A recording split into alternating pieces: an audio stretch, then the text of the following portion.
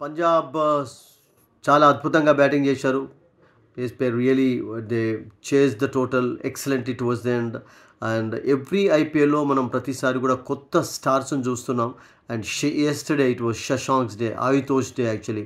And రియల్‌గా చెప్పాలంటే శశాంక్ అనే ప్లేయర్ కపుల్ ఆఫ్ ఫ్రాంచైజెస్‌కి ఆడా గానీ, సన్‌రైజర్స్‌కి కూడా ఆడాడు ఒక సీజన్‌లో.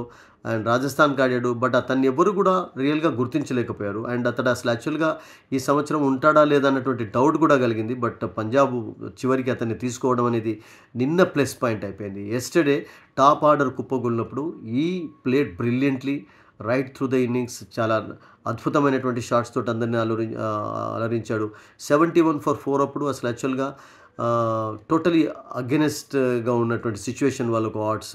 బట్ ఆ తర్వాత ఆయుతేష్ బ్యాటెడ్ బ్రిలియంట్‌లీ. ఒక మంచి పార్ట్నర్‌షిప్ నమోదు చేయగలిగారు. లాస్ట్ 18 బాల్స్‌లో 40+ రన్స్ స్కోర్ చేయాలి. అప్పుడు Ashutosh batted superbly actually. He was hitting the ball nicely.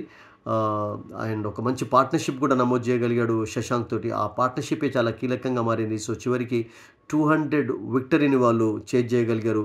And it was a very good win for Punjab. ఎందుకంటే వాళ్ళు కూడా ఇప్పటివరకు టైటిల్ లేకుండా ఉన్నారు. And yesterday they missed Livingstone.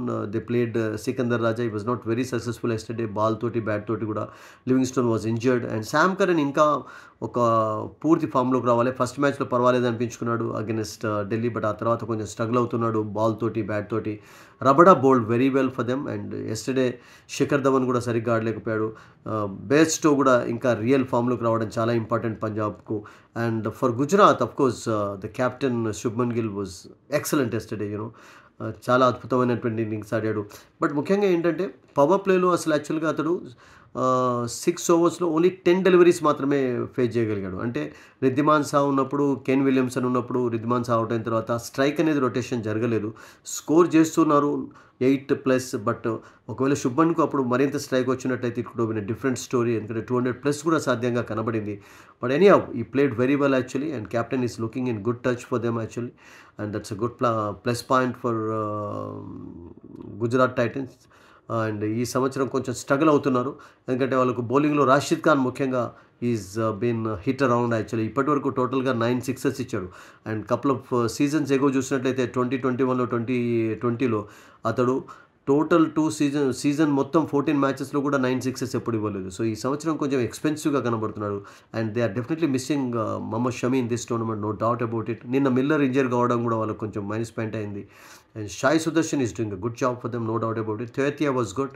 But still as a టీమ్‌గా వాళ్ళు ఇంకా కొంచెం పికప్ కావాలి. Naveen bowling well, Mohit is doing a good job. But still Gujarat Titans ఇంకా ఛాంపియన్ స్టెప్ కనబరచటం లేదు.